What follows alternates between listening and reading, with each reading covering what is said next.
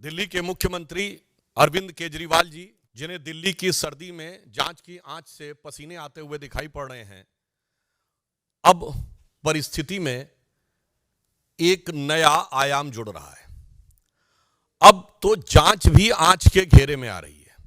अर्थात ये जो तथाकथित मोहल्ला क्लिनिक थी, इसके अंदर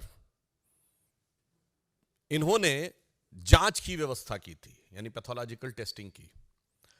अब जो विजिलेंस की रिपोर्ट्स आई हैं और जो विभागीय फाइंडिंग्स हैं, उसके आधार के ऊपर वो जांचें भी अब पूरी तरीके से आंच के घेरे में आ गई हैं। इस प्रकार के फैक्ट्स सामने आए हैं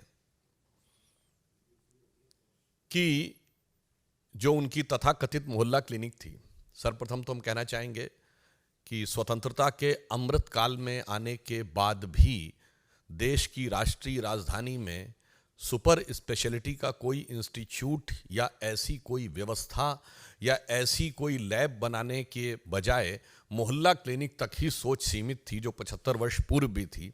परंतु उसमें भी क्या हुआ, मीडिया में भी ऐसी रिपोर्ट्स हैं, कई स्वयंसेवी संगठनों ने भी इस विषय के ऊपर ध्यान आकर्षित किया था और जांच में भी आया कि एक दिन में 500 पेशेंट देखे गए हैं।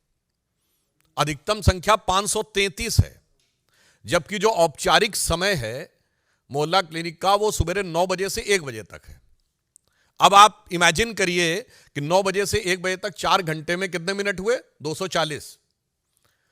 और अगर 240 मिनट में किसी ने 533 पेशेंट देख लिए, इसका मतलब आधे मिनट में एक पेशेंट देख लिया, जिसमें एक पेशेंट का आना जाना, डॉक्टर का उसकी बात सुनना, असेसमेंट करना, जांच का पर्चा लिखना।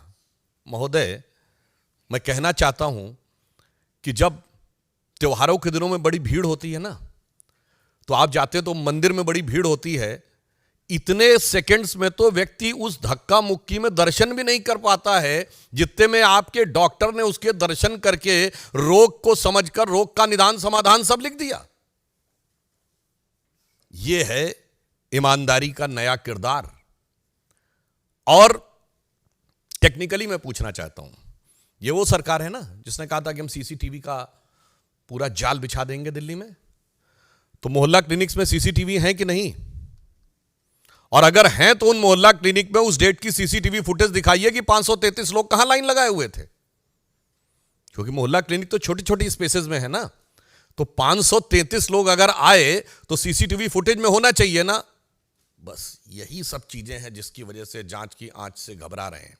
और इसमें जो प्रोसीडिंग्स में बात आई है, मैं कोट करना चाहता हूं कि necessary discipline proceedings may be initiated against the project director OLS outsource lab services। महत्वपूर्ण बात यह है कि यह सरकारी एजेंसी नहीं कर रही है, यह सब आउटसोर्स है, यानी प्राइवेट एजेंसीज को जांच दे रखी है।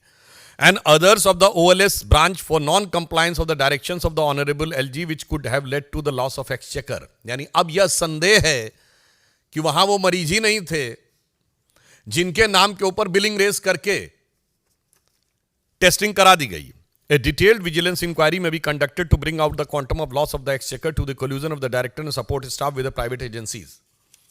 अब जो उपराज्यपाल महोदय ने ये लिखा है और ये अब पब्लिक डोमेन में है मीडिया में, उसके बिंदु क्रमांक 33 पे देखें तो लिखा हुआ tens of thousands of tests were recommended prima facie to the ghost patient, यानी जिनका अस्तित्व ही नहीं था। यही अंतर है।